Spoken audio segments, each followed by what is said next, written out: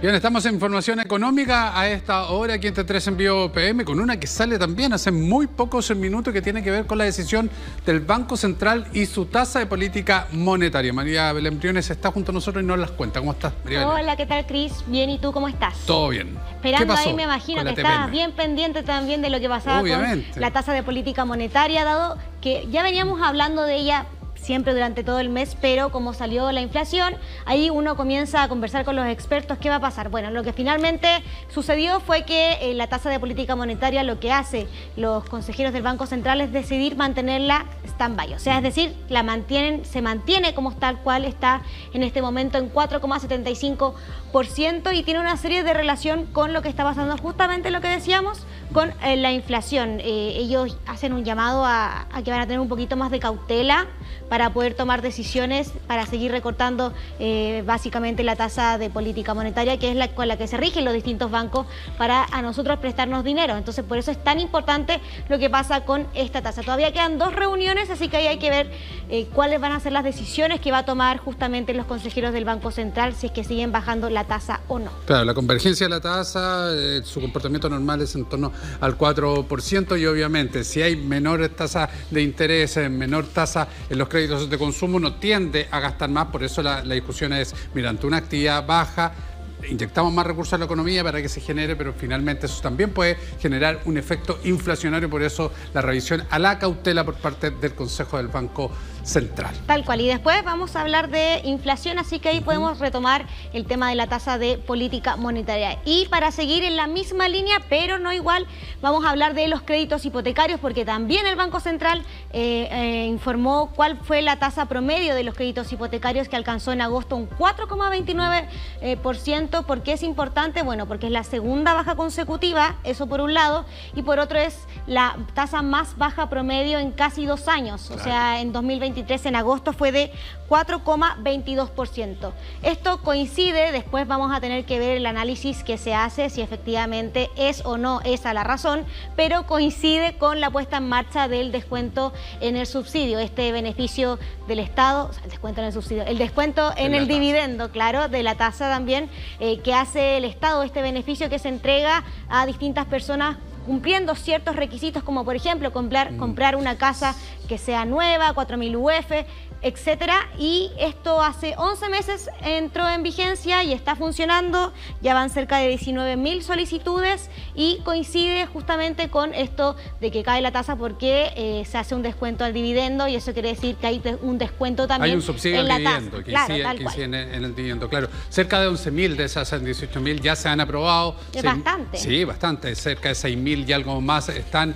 en aprobación. Solo 854, si no me equivoco, son las solicitudes que se han rechazado. Por eso, obviamente, se establece como una causal de este descenso de las tasas hipotecarias, pese a que las tasas hipotecarias, recordemos, no están establecidas por mecanismos internos. No es como lo que conversamos, la TPM, que nos afecta directamente con los créditos de consumo. Esto es a nivel global, exactamente, a largo plazo, tasa a largo plazo, que eso sí nos inciden completamente, y por eso no han seguido bajando, porque en el mundo las tasas están altas. Entonces, esto sí es una herramienta que ha incidido en este subsidio de la tasa. Todavía quedan opciones, pero son 50.000. Sí, de todas maneras, todavía quedan, pero además es un hito porque, si bien recordamos, ya se había hecho esto, no de esta misma forma, se había hecho una garantía estatal, lo cual me recuerdo perfectamente que la Asociación de Bancos reclamaba, más que reclamar, sino que hacía el llamado a que no estaba cumpliendo con el objetivo que tenía. No así está, que finalmente se lanza y que al menos si uno lo mira así desde afuerita, pareciera que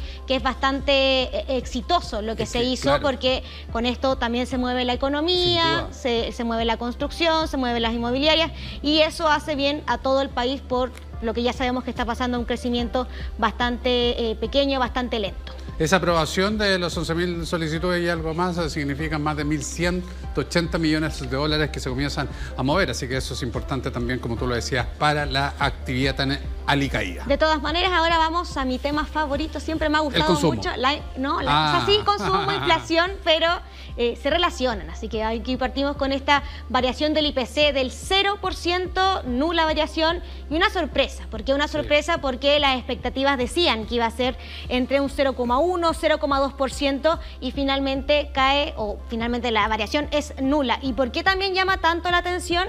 Recordemos que esta es la inflación de agosto, en julio fue 0,9, entonces ahí les voy a mostrar una gráfica de cómo va la volatilidad que está teniendo la inflación en nuestro país. ¿Por qué fue impactado? Bueno, básicamente la gasolina cayó 1,7%, el pan 2,2% y ahí para el 18 de septiembre los vinos en agosto, si alguien compró con anticipación para celebrar, 3,9%. Importante entonces, 0%. ¿Qué pasa con la UF? Se mantiene congelada durante los próximos 30 días, claro, entonces va a ser el mismo valor, 39.485 pesos durante los próximos 30 días, siempre una buena noticia para el bolsillo, considerando que hay que pagar. Claro. Hay que pagar los dividendos, hay que pagar también seguros y entre otras escolaridades también, por ejemplo, y por eso la gente ayer celebraba porque la al menos se va a mantener. Claro, al menos por 30 días. Sí, hay gente que dice que no es mucho, que sea una vez, pero bueno. Pero es cosa, pero es cosa multiplicar. Sí. Multiplica, ahí haga la cuenta, la verdad, por la cantidad de UF que tiene que pagar, lo que no ha subido, entonces ahí se saca un monto importante. Claro. Ahora, siempre decimos, María Belén, que haciendo un doble clic en esta cifra, la verdad que si viene un 0%, lo que no es positivo es el incremento de los alimentos, 0,9%, considerando además que gran parte del presupuesto que tienen menos, ¿en qué se va?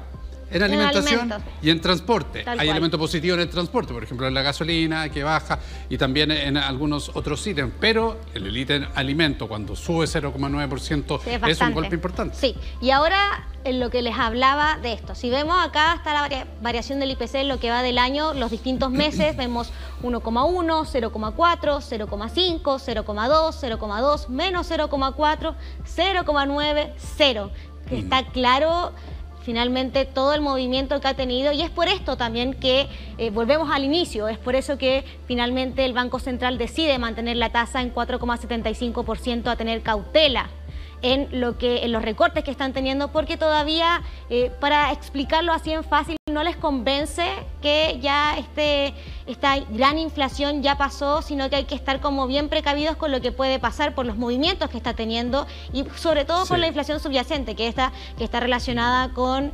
la inflación de bienes y servicios sin la energía también y los alimentos que no son estacionales, que son estacionales. Y además en el gráfico, en esas variaciones que hay tan así, se han producido durante el año tantos eventos, ya con los cyber, por ejemplo, que distorsionan el poder tener una estabilidad en la proyección y efectivamente es decir, sí, lo tenemos controlado o vamos camino ya a la meta del 3%, pero estas variaciones van incididas también en parte por esos eventos, en ese caso del comercio y otros que, ya lo decía, no favorecen una mirada más estable de lo que está pasando efectivamente. De hecho, el grupo de política monetaria, ayer en ese punto de prensa que ellos hacen, donde recomiendan qué tiene que pasar con la tasa, ellos decían que ya no está tan fácil proyectar cómo se va moviendo la inflación.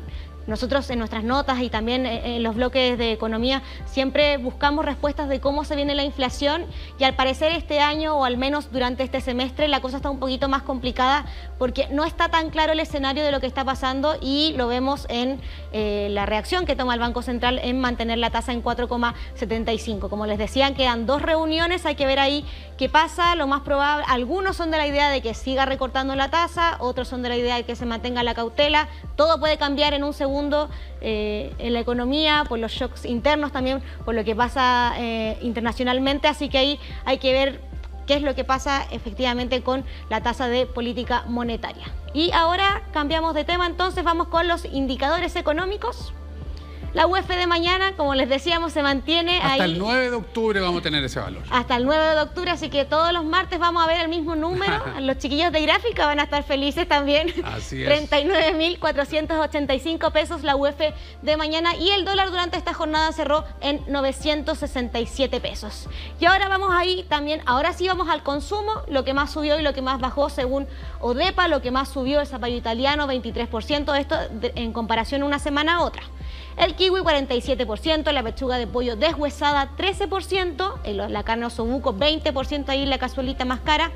Y bajó el pollo entero 5%, la palta Hass 30%. ¿Te acuerdas que la semana pasada hablábamos de que la palta había sido uno de los que más subió? Ahora vemos todo lo contrario, una de las que más bajó de una semana a otra. Claro, muy bueno. El choclo dulce 16% y la posta rosada bajó 7%. ¿En qué nos vamos a enfocar hoy día? En la pechuga de pollo deshuesada. ¿Qué fue lo que pasó? Pasemos a escuchar. El pollo, principalmente la pechuga deshuesada y la pechuga entera, han tenido un alza importante en el precio, llegando incluso en algunos supermercados hasta los 10.000 pesos el kilo. Esto porque el mercado brasileño estaba prohibido como origen para las importaciones a Chile desde la quincena de agosto, cuando fue decretado que Brasil ya está libre de gripe aviar. Empezó nuevamente la exportación hacia nuestro mercado y eso hace que apenas vaya llegando el pollo podamos ir traspasando una baja en el precio a medida que lo podamos tener disponible para la venta. En el caso nuestro, por ejemplo, nuestro pollo ya llegó y hoy día estamos trabajando con un pollo que está a 6.998 pesos el kilo, lo que es casi un 30% más barato respecto a lo que se encontraba hasta la semana pasada en algunos supermercados. Esta es la noticia que esperábamos escuchar por todo lo que pasó con el pollo desde que comenzaron los cierres de frontera en Brasil. Y recordemos también que hay uno con Argentina, entonces se juntaron estos dos fenómenos e hizo que la pechuga deshuesada siguiera subiendo bastante, porque ya llevamos de esto más o menos más de un mes, más de 2 meses hablando sobre este tema. La buena noticia entonces es que si a usted le gusta ahí la pechuga de pollo, la gente que come sano, por ejemplo, echaba mucho de menos la pechuga de pollo. Quizás para el asado no, porque para el asado hablábamos que el trutro es lo mejor para la parrilla. Pero con esto ya tenemos buenas noticias para el bolsillo y que por fin vamos a tener el pollito de esta proteína que siempre hemos comprado con felicidad, porque no duele tanto el bolsillo. Vamos a poder volver a comprarlo. Con esa misma felicidad. Tal cual. Esa misma alegría. Muy bien, María Belén, muchísimas gracias. Nos vemos. Está muy bien, información económica aquí en Raya para la Suma con María Belén Briones. Nosotros nos separamos, un instante regresamos con más. Gracias.